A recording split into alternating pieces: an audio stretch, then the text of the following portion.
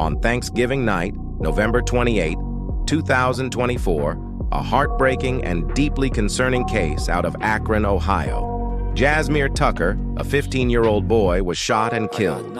New body cam footage has been released, and it's raising serious questions about police conduct, response times, and use of force.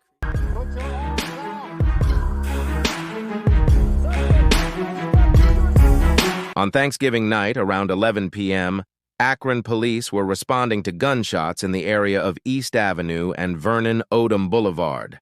Officers reportedly encountered Jazmir Tucker, who, according to police, was armed with a loaded gun. The newly released body camera footage sheds light on the moments leading up to the tragic shooting. In this silent portion, an officer is seen running and raising his gun while chasing who appears to be Jazmir, as the cruiser's dash cam detects.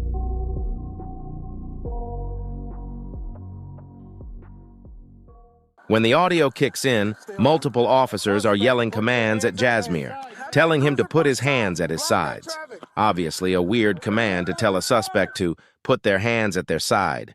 Usually it's, put your hands up. But I can't see what they see, right?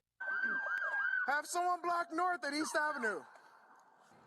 The situation escalates quickly, and moments later, Jazmir is shot. This is where the controversy deepens. Many are asking, was there a clear threat? Could the situation have been de-escalated? And most troubling, why was there a delay in providing life-saving aid after the shooting? More than 8 minutes had passed after the shooting before aid was rendered to Jazmir Tucker. As he was lying face down on the ground being handcuffed, a gun is being removed from his concealed jacket pocket. Jazmir's family spoke alongside their attorney, describing him as a joyful teen who loved yard work and brought laughter to everyone around him.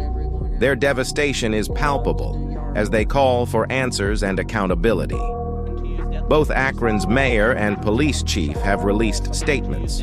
The mayor has called for a review of use of force policies and criticized the delay in rendering aid.